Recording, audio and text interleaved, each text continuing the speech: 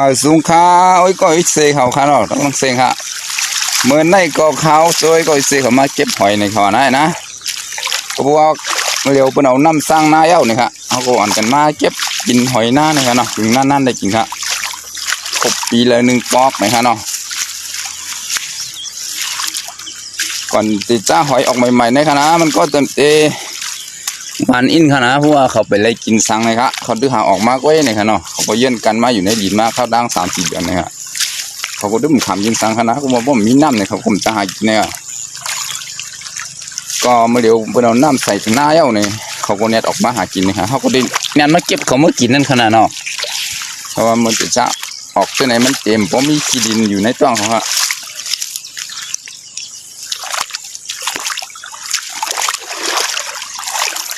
นี่ครับนี่ก็จะเป็นหอยหน้านี่ครับ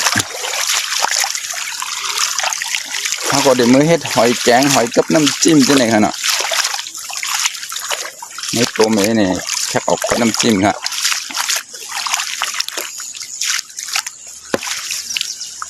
ตาม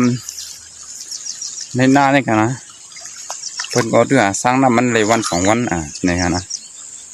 หอยก็ดื้อหาที่ออกค่ะมาค่ะได้ฮักเก็บหอยสำคัญค่ะนะเกี่ยวนะครับเมื่อเร็วก็เป็นห้องย่ำกลางในเจ้าค่ะเพราะว่ามากลางวันเอาแหลดมันติดไม้หอยมันติดเมียบจมจิ่งที่ไหนนั่นขึ้นเขาอยู่ในหูลินที่ไหนครับมันก็สุหันเอามากลางไหนที่ไหนเขาออกไว้กลางขึ้นฮะมันก็ดีหันดีมีหลายตัวก็ดีหันหลายตัว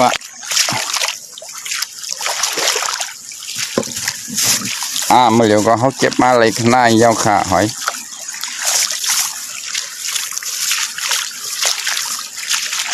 ก็ในหน้าก็มันจะมีหอยหน้าเนี่ยสีมันก็จะมีหอยโง่หอยมอมเนี่ยฮะหอยโง่เนี่ยมันจะเป็นหอยเยอะฮะนะหอยมอมเนี่ยมันจะเป็นหอยหอยมันก็จะเล็กเยอะครับอันนี้ห้องหอยมอมนี่ครับจะไหนเนี่ยเป็นตีห้องเป็นหอยโง่เนี่ยฮะหอยโง่มันจะหอยใหญ่เนื้อก็ดีน้ำมินฮะ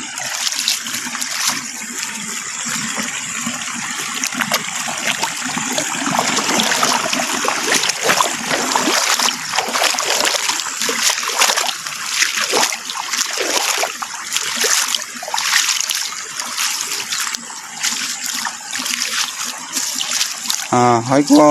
ป้อเหลืองที่ค่ะวัวน้ำที่เขาก็ยังไงเลยกินอาจารย์อยู่ดึกก็เขาไปจ้างออกค่ะเนาะก็นี่ยังอยู่ก็ติดตื่นมันในเขาออกไว้คนเจ็บหอยก็มันจะมีน้ำฮะบนก็จะมาหาเจ็บกินดูข้าวคิ้วอันบนเอาน้ำแต่ถ้าสร้างหน้าในก้นก็หิบมาเก็บกินในมันก็จานออกกว่าตั้งก็ถึงตีคนที่เก็บกว่าเย้าในฟังฮะวัวมันก็เหลืองนะครับมีเต้าอยู่ฮะนี่จับไว้เขามกไว้อยู่ในดินฮะตัวเขาในสัมผัสออกเต้าค่ะ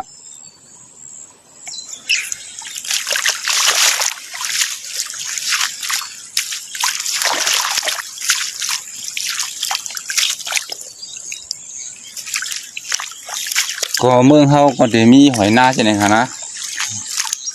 ตั้งเมืองเขาขนาดตั้งเมืองเพียงขนาดมันเต็มหอยก้นเจ้าอันอยู่ที่ในน้ำมันจับหมักหินที่ไหนเนี่ยมันเด่มมีฮะนี่ก็มันหอยใหญ่เนี่ยฮะก็ส่วนมากคนดังมึงเจ้าเขาดีหากินหอยในหน้าที่ไหนก็ได้ค่ะ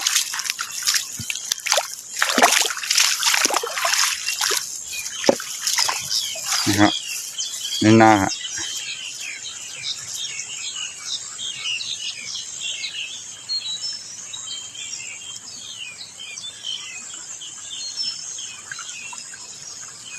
เขาก็ได้หาเก็บจำเจล็อกนานมีน้ำใช่ไหมคะนะ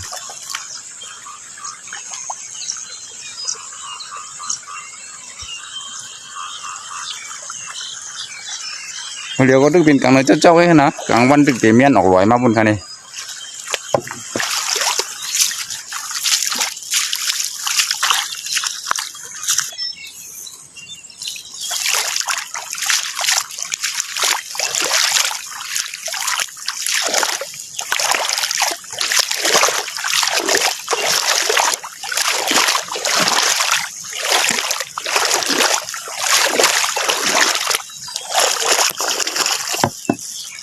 โดยเน้นนำสมบูรณ์หันมึงผ้าขึ้นขนาดใช่ครับ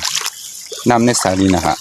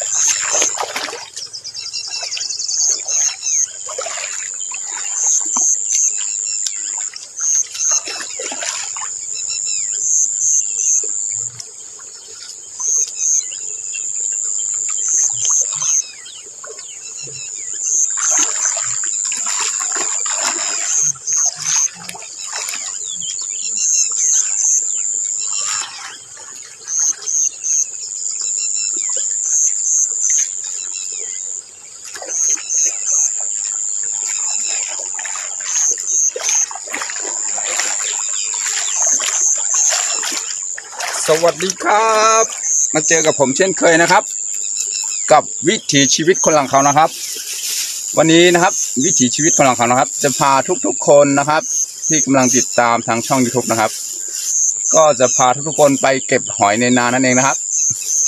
วันนี้ตอนนี้เราก็มาถึงในนาแล้วนะครับวันนี้ก็ชาวนาเขานะครับ เริ่มจะไขน้ำเข้านาแล้วตอนนี้หอยก็ออกนะครับหอยกำลังจะออกเพราะว่าดินมันนิ่มแล้วนะครับเพราะว่ามันโดนน้ำมันก็หอยก็สามารถออกมาได้แล้วนะครับถ้าเป็นช่วงแรกๆฤดูการทำนาเนี่ยนะครับเขาก็จะไขน้ำเข้านาหอยออกเราก็ชอบมาเก็บกินหอยในนานะครับเพราะว่าถ้าเป็นช่วงแรกๆหอยออกนะครับเขายังไม่ค่อยได้กินอาหารอะไรเพราะว่าใน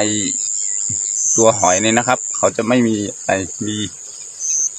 เศษดินอะไรกินเข้าไปนะครับแล้วก็จะกินมันจะไม่สะอาดนะครับข้างในของเขาวันนี้ก็ผมจะพาทุกๆคนมาเก็บหอยนะครับดูตามผมมาว่าเขาเก็บยังไงหอยมันออกที่ไหนนะครับเดี๋ยวมาดูกันนะครับนำผมมาเลยนะครับอันนี้ก็คือหน้าตาของหอยนานะครับก็จะเป็นแบบนี้จะมีหลายแบบนะครับอันนี้ก็จะเป็นชนิดเล็กอันนี้ก็จะเป็นชนิดใหญ่ขึ้นมาหน่อยนะครับภาษาไทยก็อาจจะเรียกว่าหอยขมหรือว่าหอยขงนะครับ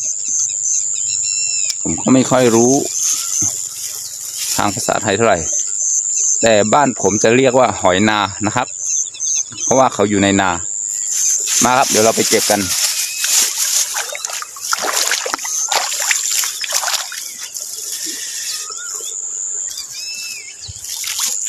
นี่ครับหอยนี่นะครับมันจะออกมา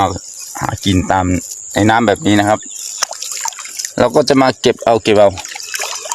หาถุงหูหิ้วมาครับนี่ครับ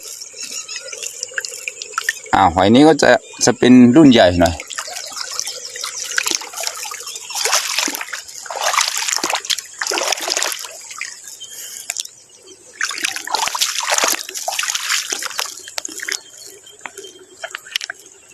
เขาจะออกตอนแรกๆนะครับเขายังไม่ค่อยได้กินอาหารเท่าไหร่ถ้าออกนานแล้วนี่ก็คือข้างในเขาจะมีดินถ้าเรากินนะครับมันชอบแบบเคี้ยวแล้วมันโดนก้อนหินนะครับเพราะเขาคิดนะครับมีทรายอยู่ข้างใน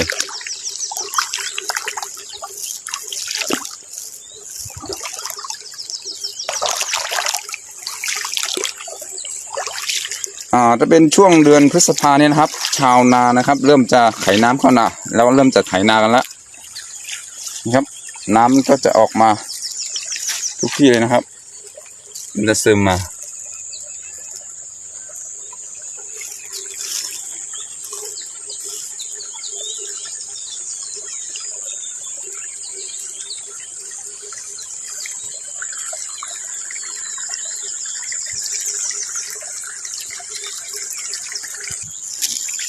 เราก็จะหาเก็บไปตามทุ่งนาเรื่อยๆนะครับเดี๋ยวเราไปด้วยกันส่วนหอยนะครับ เราก็จะเก็บไปทำเป็นอาหารส่วนมากก็จะไปยำนะครับหรือว่าไปผัดนะครับเอาไปผัดน้ำมันหรือไม่ก็ไปทำเป็นแกงหอยนี่ครับหรือว่าอ่อมหอยนะครับแกงหอยอ่อมหอยจะมีหลายอย่างทำได้หลายเมนูเหมือนกันนะครับ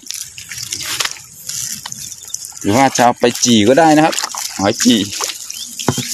หอยจีนะครับ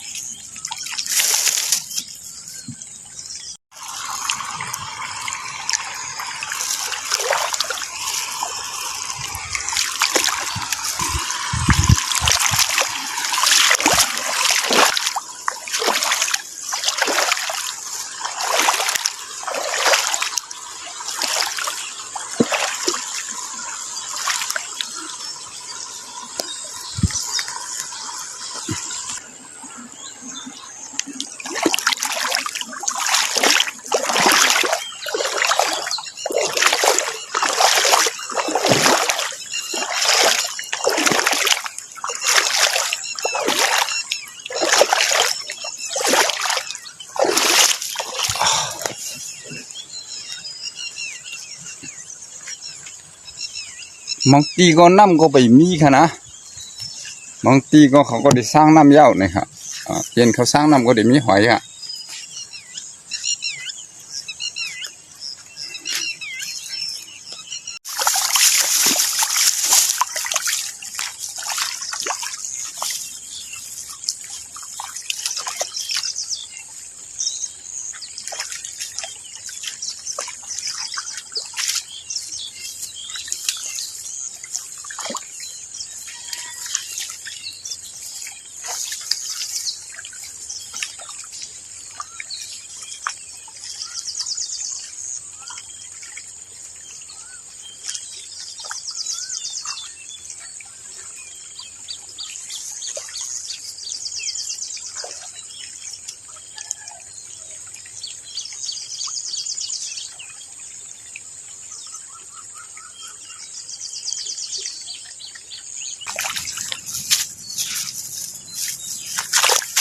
หอยนะครับมันอดอาหารมาระยะเวลาประมาณ3 ถึง 4 เดือนนะครับโดยที่ไม่มีน้ำไม่มีอาหารกินนะครับก็แบบหมกอยู่ไว้ในดินนี่นะครับใช้เวลาประมาณ3-4 เดือนขนาดดินแห้งแล้งแข็งเป๊กเลยนะครับเขายังไม่ตายนะครับถ้าน้ำมาตอนไหนเขาก็จะออกมาตอนนั้นนะครับ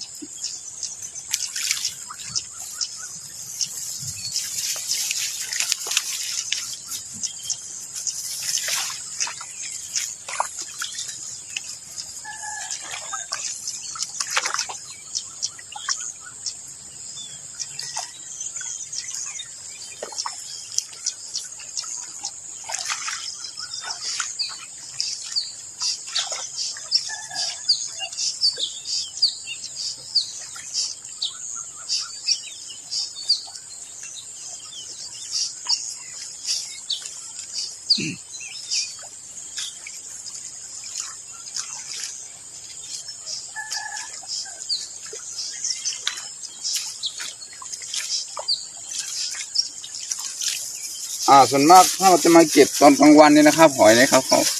าจะไปซ่อนตัวอยู่ตามใบหญ้าต่างๆนะครับเราก็จะไม่ค่อยเห็น ถ้าเรามาในตอนเช้านี่นะครับ เราก็จะเห็นหอยง่ายกว่า ผมก็เลยพาทุกคนมาในตอนเช้านะครับตอนนี้นะครับตอนนี้ก็จะเป็นเวลาตอนเช้าก็จะเป็นเวลา6 โมงนะครับพระอาทิตย์ยังไม่ขึ้นจากภูเขาเลย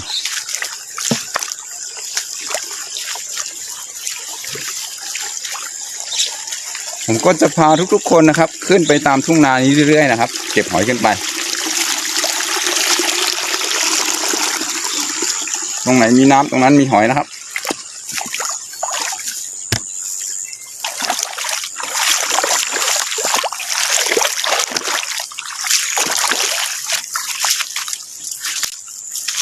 เดี๋ยวถ้าเราเก็บหอยไปแล้วนะครับเราไปทำเมนูหอยยำหอยกันนะครับหรือว่าไปทำเป็นหอยลวกจิ้มน้ำจิ้มนะครับ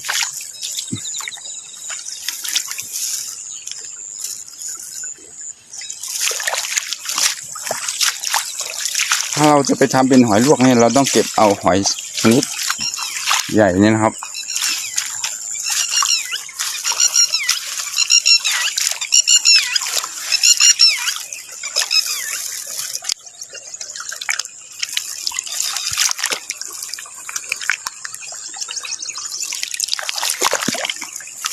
ส่วนหอย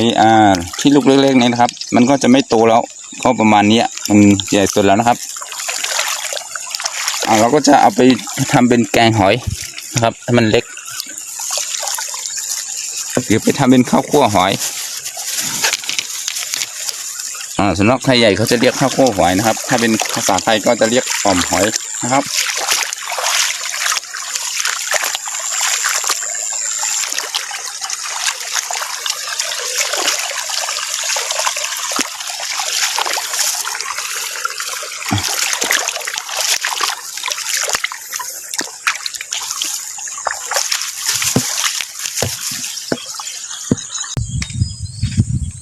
นี่ก็จะเป็นพูดตะกาเป็นคันนี่นะหวานกาไว้ครับนี่ค่ะทั้งนั้นก็จะมีกาซึ่งไหนครับ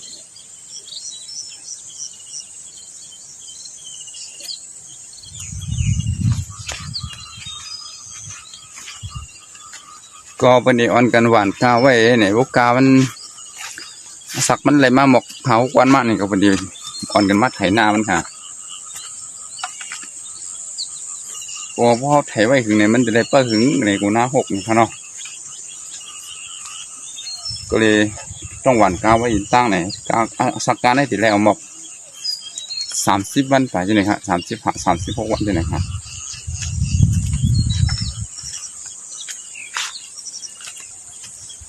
อันนี้ก็เป็นแปลงกล้านะครับเขาก็จะมาหว่านกล้าไว้แบบนี้นะครับหลังจากต้นกล้าได้ประมาณ5-6-7 วันนะครับเขาก็จะเริ่มมาไถนากันแล้วนะครับตอนนี้ถ้าไถก่อนหว่านกล้านะครับเดี๋ยว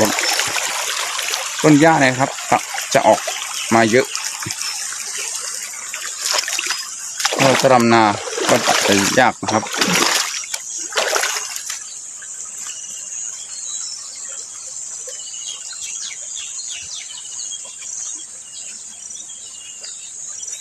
นี่คือน้ำนะครับน้ำที่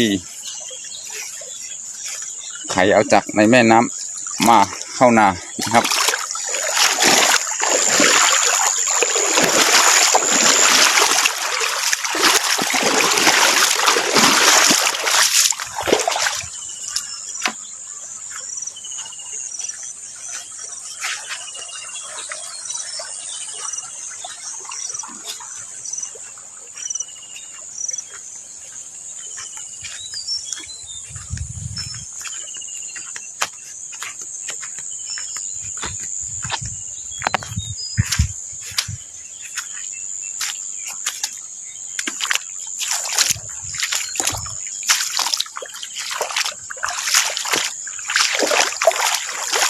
แถวๆนี้นะครับหอยไม่ค่อยมีแล้วนะครับ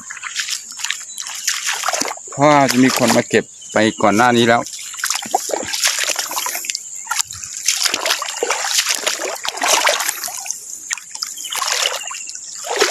นี่ครับ อันนี้ก็จะเป็นหอยชนิดที่เล็กก้นมันจะยาวหน่อยถ้าเป็นหอยเล็กๆนะครับก้นมันจะมี2 ชั้น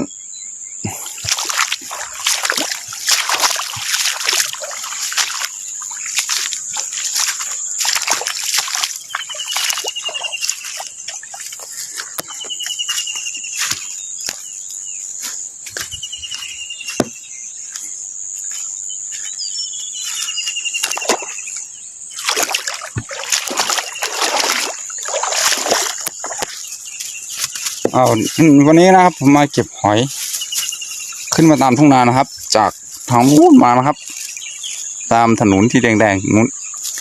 ผมก็มาถึงข้างบนนี้ก็ผมได้หอยแค่นี้เองนะครับยังไม่ได้เยอะนะครับผมกะว่าจะเอาเต็มถุงนี้นะครับแต่ยังไม่รู้ว่าจะเต็มหรือไม่เต็มเดี๋ยวเราไปลองหาดูกันต่อ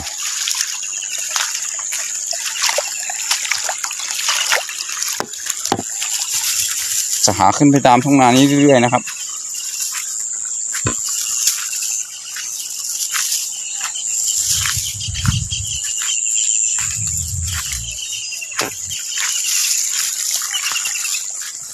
พระอาทิตย์เริ่มขึ้นจากภูเขาแล้วนะครับ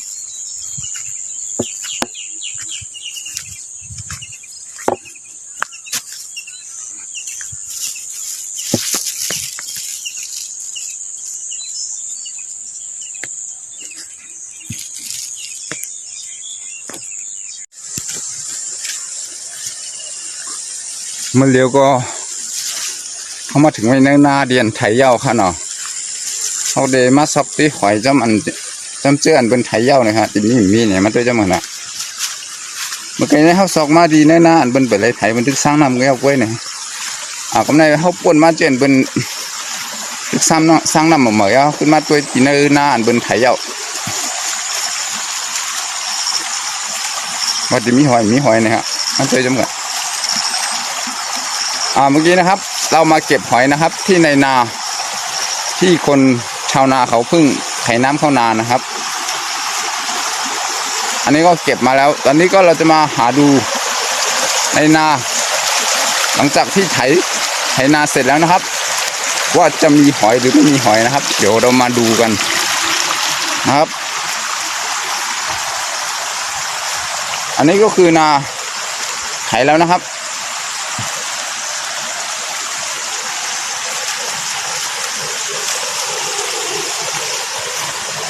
ในนาแต่ละที่นะครับก็จะต่างกันถ้าเป็นในนาแบบพื้นที่สูงเนี่ยนะครับหอยเขาจะไม่ค่อยชอบอยู่เท่าไหร่เพราะหอยเนี่ยเขาจะเลือกอยู่ในพื้นที่ต่ำที่มีความชื้นในช่วงฤดูแล้งนะครับเขาก็จะอยู่ง่ายเขาจะไม่ตายถ้าเกิดว่าเขาจะอยู่ในพื้นที่สูงนะครับถ้าเกิดถึงช่วงฤดูแล้งดินก็จะแห้งแบบแข็งมากเลยนะครับเขาก็จะตายถ้าเป็นหอยพวกอยู่ที่ในนาที่ไม่ค่อยอยู่ลึกเขาจะตายก่อนถึงฤดูทำนานะครับเพราะฉะนั้นเขาจะไม่ค่อยอยู่กันในพื้นที่สูงนะครับเขาก็จะหาอยู่ในพื้นที่ต่ำให้มันมีความชื้นในช่วงฤดูแล้งนะครับ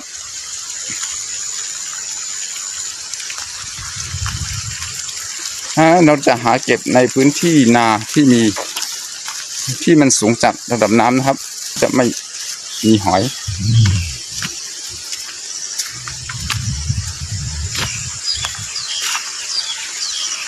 นี้เราก็จะมาเช็คดูนะครับกับดักจากกระบอกไม้ไผ่นะครับไหนก็มาถึงในนาแล้วเรามาดักไว้หลายๆวันแล้วนะครับนี่ก็เรามาเช็คดูว่าจะมีปลาเข้ากระบอกหรือไม่เดี๋ยวมาดูกันนะครับ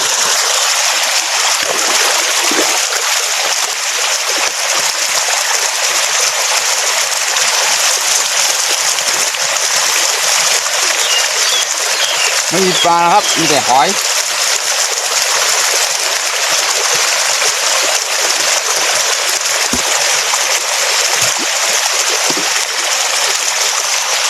ได้แต่หอยนะครับเราจะเลือกเอาหอยที่ตัวใหญ่หน่อยลูกเล็กๆแล้วก็ปล่อยมันไป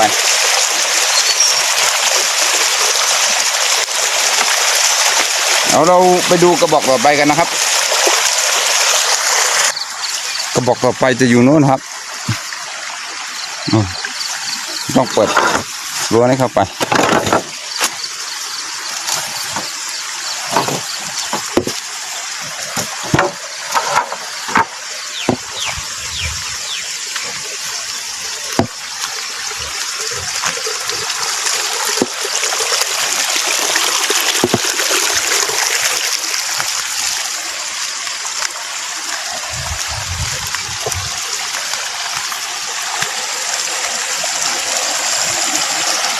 มาลุ้นกันนะครับว่าจะมีปลา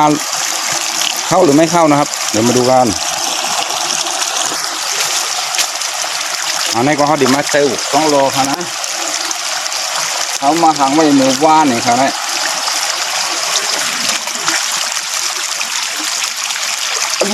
มีงูค่ะมีงูอยู่ข้างในครับมีงูอยู่ข้างในครับเดี๋ยวเรามาเทดูนะครับงูนะครับ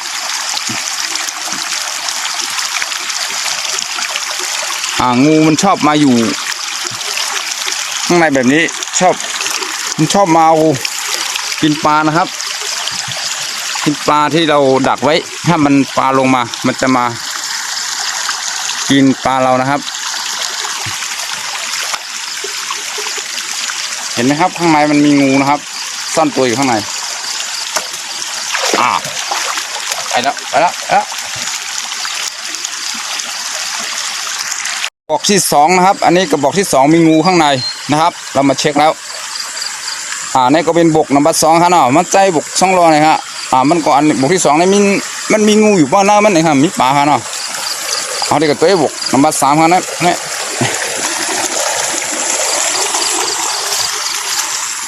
เดี๋ยวตอนนี้เราจะไปดูกระบอกที่3กันจะมีปลาหรือมีงูมาดูกันอีกนะครับเอาใจบ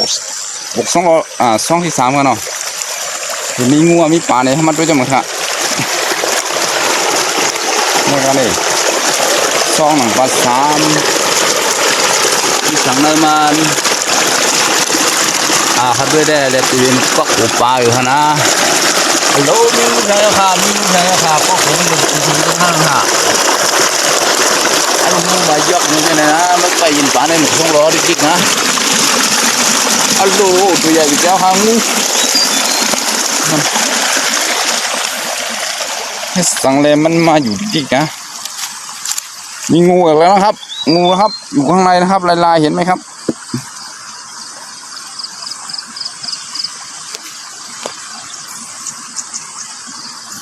งูพวกนี้มันชอบมาอยู่ข้างในแล้วคอยจับกินปลาที่เราหามาได้นะครับที่มันจะลงมาอยู่ข้างใน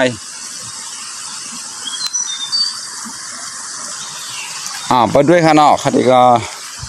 ถอกด้วยค่ะงูมันดีตัวยามไปเลยค่ะไก่ยับงูไส้ค่ะอันนี้เป็นห้องงูไส้เนี่ยค่ะนะเขามาใจบวกนังบัด3ก็มีงูแทงนะเมื่อไหร่ก็ยังงู2หมูเกี่ยวค่ะบวกนังบัด1ซ้ำย่างหอยนะอะไรหอยนังบัด2ก็ยังนังบัด3ก็เป็นงูแทงนะทำให้เกิดด้วยบวกนังบัด4นังบัด5จนถึงยังงูแทงหรือถึงย่างปลายังงูเนี่ยมันด้วยจะเหมือนแทงกันนะมันก็เป็นวันเปิลกรรมนะครับโจกูก็ได้เสียเขามาเก็บหอยมาใส่หมกซ่องรอนะครับเนาะก็มาแอวจมในตรงในหน้าพองค่ะมาหลีดไปหน้าเลยเนี่ยก็มันไหลลองไหลมิ้วทั้งหมดค่ะพอเขาปอกมือซ้ำไหลหอยไหลปลาเนี่ยเป็นไรครับเนาะก็เขาเด็กกับตัวตั้งนานในก็จะมีหมกซ่องรอไว้ทาง2-3หมกฮะก็พอมีปลาก็เขาก็จะเลยหอยเลยปลามือนี่ก็เลยพักมือขนาดเนาะทำเลยเสื้อขนาดก็จะเป็นเช่นไรกันครับตามสภาวะครับมันนอกน้ำปัง เขาก็ได้หากินจอมทรงจอมนาจอมเถินจอมเคยจะไหนคะนะผมได้หากินได้กัดได้ซ่าเหมือนหนังพี่น้องใต้เวียงเขาค่ะนะ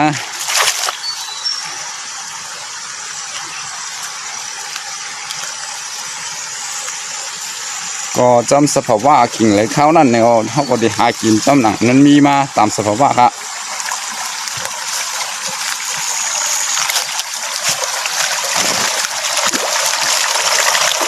หามาด้วยแน่อันนี้เป็นบกส่งรอนำบัตร4ค่ะนะมีงัวมีปลามาด้วยจังหวัดแทงอ่ะมีห่ามีปลามีหอยมีสามีปลามีงูมีหอยด้วยค่ะมีหอยด้วยค่ะปลามีงูก็มีค่ะเขาก็เดี๋ยวหอยมันค่ะนะนั่นก็จะเป็นหอยมอมลายๆค่ะดกของสองโลเขาเก็บไว้ตั้มผมในปลาก็เข้าหอยขนาด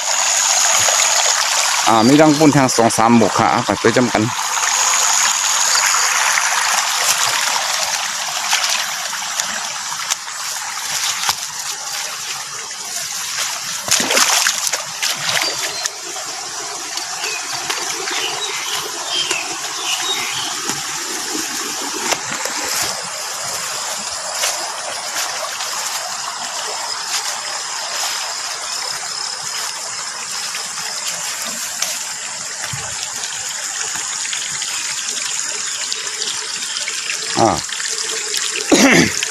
เดี๋ยวมาดูกันนะครับอันนี้คือกระบอกที่4อันนี้คือกระบอกที่2 1 2 3อันนี้คือกระบอกที่4นะครับเดี๋ยวมาเช็คดูกัน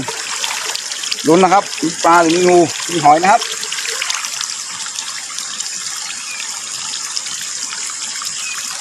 ไม่มีอะไรครับมีแต่น้ำปลาไม่ลงนะครับก็ดักไว้เหมือนเดิมไปดูนะกระบอกที่5กัน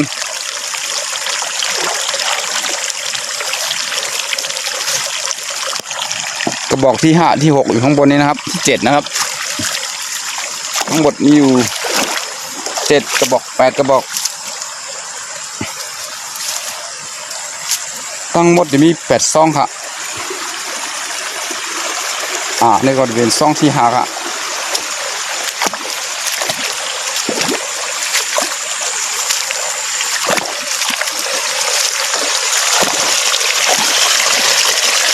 มันด้วยจังหวะมีปลามีงูมีหอยอ่ะลาลามีปลาเจ็บอัน1 โตมีหอย1 หวยค่ะนะสิค่ะปลาเจ็บเด่นที่ยกติ๊กดอกอันนี้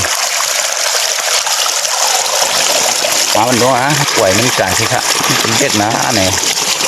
พวกกินมดยำนะ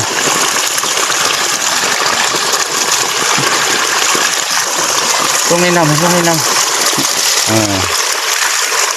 ป่วยอันนี้นำไหมเก็บเอาไว้ขนาด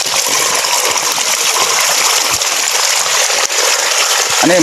ซองน้ำปลาฮะมาดูซอกระบอกที่6ครับซื้อซองมาทุกอ่ะนี่มีปลาสังขนะไม่มีปลาครับมีแต่หอยก็เล็กมากไม่เอาครับปล่อยทิ้งไว้